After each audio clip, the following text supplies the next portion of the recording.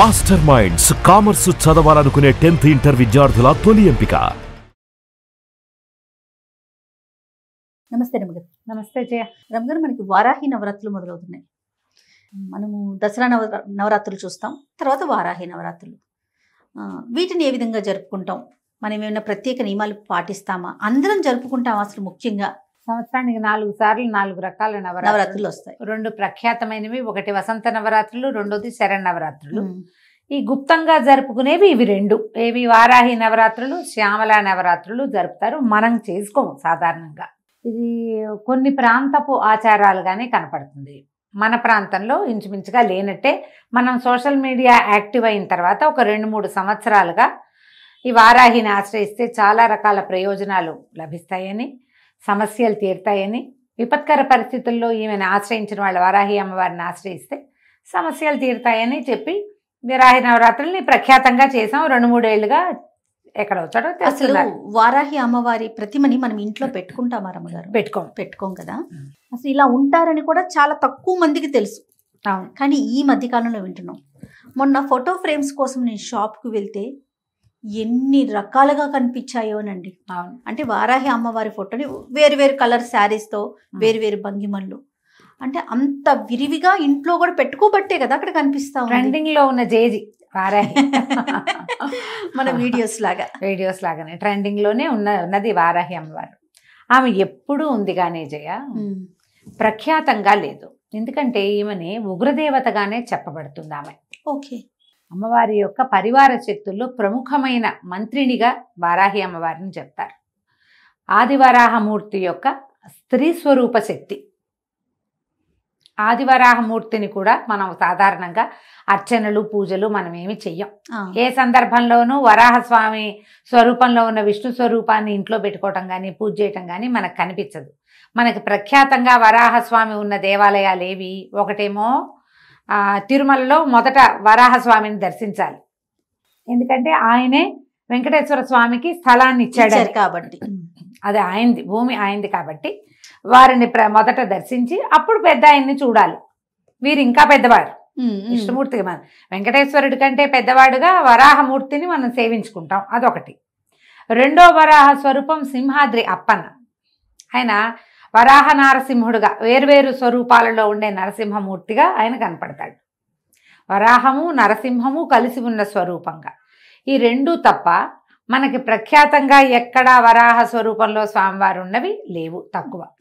తర్వాత కాలంలో వెలిసే 2-3 చోట్ల ప్రఖ్యాతంగా దేవాలయాలు కనపడతాయి. ఒకటి మనకి విజయవాడలో ఉన్నటువంటి విజయకీలాద్రి కొండ మీద ఉన్న దేవాలయాల్లో భూవరాహ స్వామికి ఒక ఆలయం ఉన్నది. కర్ణాటకలో ఉన్నటువంటి కళ్ళహళ్ళి అనే ప్రాంతంలో భూవరాహ స్వామిది ప్రఖ్యాతమైన, ఆ ప్రాంతంలో బాగా వెళ్తారు. దేవాలయాలు ఉన్నాయి. కానీ మనకి రోజువారీ ఆరాధనలో వరాహస్వామిని ఆరాధించే విధానం మనకి లేదు. ఇప్పుడు వరాహస్వామి యొక్క స్త్రీ స్వరూప శక్తి అయినటువంటి వారాహి దేవత కూడా, వారాహి కూడా ప్రఖ్యాతమైన కొన్ని స్వరూపాలు ఉన్నాయి. ఇవేంటంటే మంత్రాధిష్టాన దేవతగా ఉంటుంది. మంత్రాలతోటి ఆమెను ఆవాహన చేసేదే కనపడుతుంది. కానీ సాధారణంగా సంసారులందరూ మనలాగా ఇళ్లలో ఉండేవాళ్ళు పూజలు చేసుకునేటట్టుగా కనిపించదు. సంవత్సరం అంతా ఆమెను ముట్టుకోం మనం. ఇప్పుడు ఈ అమ్మవారిని ఈ ప్రఖ్యాతంగా ఈ 10 రోజులు మాత్రమే సేవించడం, నవరాత్రులు 9 రాత్రులు సేవించడం మనకి కనిపిస్తుంది. ఈ అమ్మవారిలో కూడా వారాహిలో కిరాత వారాహి అని అలా ప్రత్యేక స్వరూపాలు ఉన్నాయి. మంత్రాధిష్టాన దేవత ఈవిడ. ప్రఖ్యాతంగా కొన్ని చోట్ల ఏంటంటే పీఠాలలో, మఠాలలో మంత్రం బాగా పునశ్చరణ చేసే చోట, యజ్ఞం, యాగం, హోమాలు అవి జరిగే చోట విరివిగా ప్రజలు వచ్చి అమ్మని సేవించి ప్రసాద స్వీకారం చేసే చోట గనక ఇది చేస్తే ఆ అమ్మవారి యొక్క ఉగ్రశక్తి, ఉగ్రత్వము అవి శాంతింపబడతాయని ఇలా వ్యవహారంగా చెప్తారు. అయితే ఇటీవల మనం వారాహి అమ్మవారికి కూడా అక్కడక్కడ దేవాలయాలు చూస్తున్నాం. మనకి కాంచీపురంలో ప్రఖ్యాతంగా లోపల అమ్మవారి కామాక్షి ఉంటే బయట వారాహి స్వరూపం కనపడుతుంది. అంతరాలయం దగ్గరే మనకి ఉన్నది. కానీ మనకి ఇప్పుడు దేవాలయాలే ఇప్పుడు మనకు కనిపిస్తున్నాయి. తిరుమలలో కూడా, తిరుపతిలో కూడా నేను వెళ్ళొచ్చాను, చెప్పాయి కదా. ఈ 2-3 చోట్ల అది పీఠానికి అనుబంధంగా ఉన్న దేవస్థానంగానే కనిపిస్తుంది. ఎలాగైనా ఎక్కడైనా కనపడితే నమస్కరించుకోవటానికి ఏ ఆటంకము లేదు. అంతే కదండి, నమస్కారం చేసుకోవచ్చు. ఒకవేళ ఏ దేవాలయానికైనా వెళ్ళినప్పుడు అక్కడ అర్చనాధికారులు జరుగుతుంటే అర్చనలో పాల్గొనొచ్చు, ఏమీ భయం లేదు, తప్పు లేదు, చెయ్యొచ్చు. అయితే ఈ ప్రఖ్యాతమైన ఈ 9 రోజులు చేసేటప్పుడు మనం కొంచెం చిన్న మెలకువతోటి వ్యవహరిస్తే సరిపోతుంది, చేసుకోవచ్చు. ఇప్పుడు ఇది ఉగ్రదేవతారాధనగా దీన్ని తీసేయాల్సిన పని లేదు, చేసుకోవచ్చు. ఈ చేయటం ఏమిటి, మనం ఎట్లాగో ప్రాణ ప్రతిష్ఠ చేసి విగ్రహాలు పెట్టి అంత గందరగోళంగా హైరాన్ పడద్దు. ఓకే, యాజ్ సింపుల్ యాజ్ చేసుకోవచ్చు, ఎంత సింపుల్గా అయినా. ఈ 9 రోజుల పాటు ఎక్కడి నుంచి మొదలైంది, ఇది ఆషాఢ శుద్ధ పాడ్యం నుంచి నవమి వరకు పూజ. పొద్దునైనా చేసుకోవచ్చు, రాత్రైనా చేసుకోవచ్చు. కాకపోతే ఈ వారాహి యొక్క శక్తి రాత్రి వేళల్లో ఎక్కువ ఉంటుందని, పగలు అమ్మవారు నిద్రిస్తుందని చెప్తారు. మేము తిరుపతిలో వెళ్ళినటువంటి అమ్మవారి దేవాలయంగా లేదు అది, అదొక పెద్ద మండపం లాగా ఉండి క్లోజ్ చేసి పెట్టారు. మేము అక్కడ లోపలికి వెళ్ళాక చూస్తూ మాట్లాడాం 2 వాక్యాలు. అక్కడ కూర్చున్న ఒక స్వామీజీ ఒక ఆయన జపం చేసుకున్నారు. అమ్మ మాట్లాడుకోకండి, అమ్మవారి పగలు నిద్రిస్తుంది, రాత్రిపూట అమ్మ మెలకువగా ఉంటుంది అని చెప్పారు. హైదరాబాద్లో కూడా 3-4 చోట్ల అమ్మవారు వారాహి ఉంది పీఠంలో. నేను చెప్పాను లాస్ట్ టైం, కుదిరిక ఉంటే వెళ్ళి రావచ్చు. ఈ సమయాల్లో మంచివి. ఇవి ప్రఖ్యాతమైన రోజులు. ఆమె యొక్క శక్తి ద్విగుణీకృతంగా ఉండుండొచ్చు, అందుకని చెప్తారేమో ఈ నవరాత్రులు అంటారు, చెప్తారు. ఈ 9 రోజులు మనం ఏం చేయొచ్చు, వారాహి అమ్మవారిది ఒక చిన్న ఫోటో పెట్టుకోండి. ప్రతిమలకి వెళ్ళొద్దు, కలశాలు పెట్టుకోవద్దు. దసరా నవరాత్రులకు చేసినట్టుగా కలశాలు అక్కర్లేదు. మనం ఇవి పెడతారు కదా, దీపాలు పెడతారు, అఖండాలు అవి పెట్టుకోవాల్సిన అవసరం లేదు. ఓకే, సింపుల్ గా చేసుకోండి. ఒక్క ఫోటో. మనం ఏంటంటే ఏదైనా ఆరాధన చదువుకునేటప్పుడు స్వరూపం కనపడుతుంటే మనకు ఒక సంతోషం, తృప్తిగా ఉంటుంది. ఇంత చిన్న ఫోటో పెట్టుకోండి చాలు, పెద్ద ఫోటో కూడా అక్కర్లా.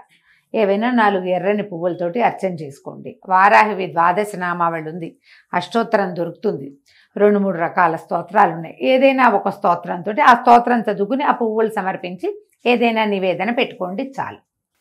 ఇప్పుడు మీరు ప్రాణ ప్రతిష్ఠ చేస్తాము, ఉద్వాసన ఎప్పుడు చెప్పాలి, ఇలాంటి వ్యవహారాల్లోకి దిగదు.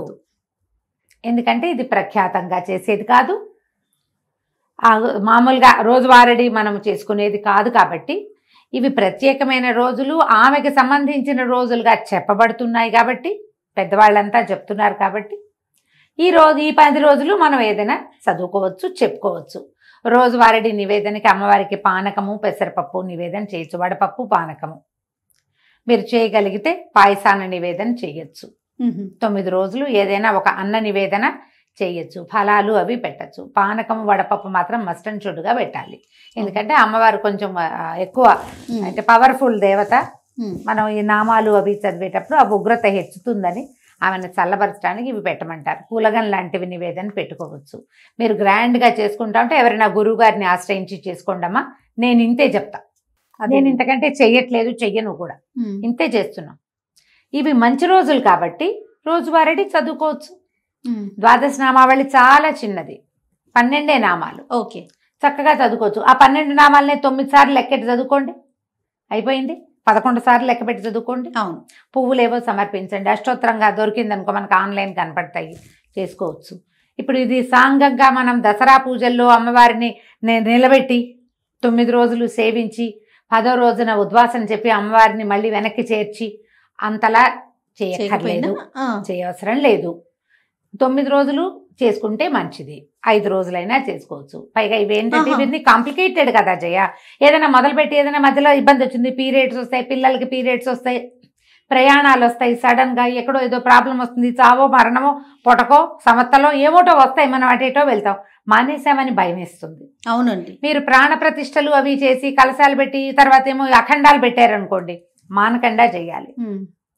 మానేస్తే మీ ఇంట్లో పిల్లడు కాలు జారిపడినా, మీకే గట్టిగా తుమ్మొచ్చి తలనొప్పి వచ్చినా అమ్మవారిని మానేసాం కాబట్టి వచ్చిందని కనెక్ట్ చేసేసుకుంటాం. కనెక్షన్లు పెట్టుకోవద్దు. అందుకని మీరు ఇవి పెట్టద్దు, ఓకే, ప్రాణ ప్రతిష్టలకి దిగబోకండి. ఒక పటం రోజువారీ పెట్టుకోండి. ఈ 9 రోజులు చదువుకోండి. ఓకే, 10వ రోజు అయిన తర్వాత 10వ రోజు నాడు ఆ పటం తీసి చక్కగా తుడిచి పైన పెట్టేసుకోండి. పటం తీసి పైన పెట్టాలంటే మహారాజుగా పెట్టుకోవచ్చు. మీకు ఉంచుకునే ఉద్దేశం ఉంటే ఉంచుకోవచ్చు, కానీ లేకపోతే తీసి పైన పెట్టచ్చు. ఆవిడ ఏమందు, మళ్ళీ వచ్చే సంవత్సరం అదే పటం పెట్టుకుంటాము, సరిపోతుంది కదా. కాస్త నివేదన కొంచెం చెయ్యండి తప్పకుండా, ఊరికే చదివి వదిలేయపోకండి. మనం పారాయణ చేశాక ఏదైనా చదువుకుని ఏదైనా అర్చన చేశాక ఖచ్చితంగా నివేదన, తాంబూలము, హారతి లైన్ ప్రకారం చేసేయాలి. ధూపము, దీపము. మొదట దీపం పెట్టుకుంటాం, ధూపం చూపిస్తాం, ఏదో స్తోత్రం చదువుతాం, 2 పుష్పాలు సమర్పిస్తాం, నైవేద్యం చేస్తాం, హారతి, ఒక నమస్కారం, కంప్లీట్ అయిపోతుంది.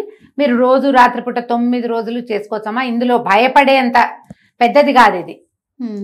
ఇవి మనం చెయ్యం కాబట్టి చేయక్కర్లేదు చెయ్యాలనిపించింది లక్షణంగా చేసుకోవచ్చు. ఇంత మాత్రం చెయ్యండి, ఏమీ భయం లేదు. ఈమె ఏంటంటే పరివార శక్తుల్లో ప్రబలమైన శక్తి. ఆవిడ తక్కువది కాదు, చాలా గట్టిది. ఇప్పుడు ఇంత గట్టి ఇది మనకి దేనికి అవసరం? ఆమెకు సరిపడా మనం చేయగలమా? అది ఆలోచించుకుని కదా దిగాలి. డెఫినెట్గా నేను ఎందుకంటే ఇవి విని కేసులు మేము భయం వేస్తుంది, భయం పడ్డాము, మాకు అలా ఉంది, మాకు ఇలా ఉంది, పటం తీసేయచ్చా, ఈ పటం ఉంచుకోవచ్చా అని నన్ను 10 మంది అయినా అడిగారు. లాస్ట్ ఇయర్ వారాహి నవరాత్రుల తర్వాత ఆ పటం ఏం చెయ్యాలి, ఇన్ని రోజులు పూజ చేసాం, ఇప్పుడు లోపల పెడితే తప్పేమో అనుమానాలు కదా రమ్మగారు, భయాలు కదా. భయం అయితే చెయ్యొద్దమ్మా అంటారు. నేను భయపడితే చేయబోకండి. మామూలు మనం ఏ రోజు వారడి ఏం చేసుకుంటామో అది చేసేసుకోండి, సరిపోతుంది. నేనైతే దాదాపుగా ఒక 4-5 సంవత్సరాలుగా ఈ వారాహి నవరాత్రులు ఎప్పుడైతే తెలిసిందో, 5-6 సంవత్సరాల క్రితమే తెలిసింది నాకు. ఈ ద్వాదశ నామావళి చాలా సులువు. నా 12 నామాలే కదా, వీటిని 9 టైమ్స్ చేయటం ఒక లెక్కగా అలవాటు చేసుకున్నా. నేను ఇంతే చేస్తున్నా అంతే. ఒకవేళ మధ్యలో ఏదో ఇబ్బంది వచ్చింది, ఒక నమస్కారం చేసుకోవటమే అంతే. లేదు భారీ ఎత్తున చేసుకోవాలంటే గురువు గారిని సంప్రదించడం. భారీ ఎత్తున చెయ్యాలి అంటే ఖచ్చితంగా మీరు ఒక గురువు గారిని సంప్రదించి వారు మిమ్మల్ని పూర్తిగా గైడ్ చేసేలాగా చేసుకోండి. అప్పుడు ఓకే. ఇప్పుడు చూడు, గురువు గారిని సంప్రదించి అంటే ఫోన్లోనో, ఇన్స్టాలోనో, మెసెంజర్లోనో కాదు, ప్రత్యక్ష గురువు. అందుకని ముందు జాగ్రత్త పడి చేసుకోండి ఏం చేసినా. తప్పకుండా అండి. నమస్తే రమ్మగారు. నమస్తే.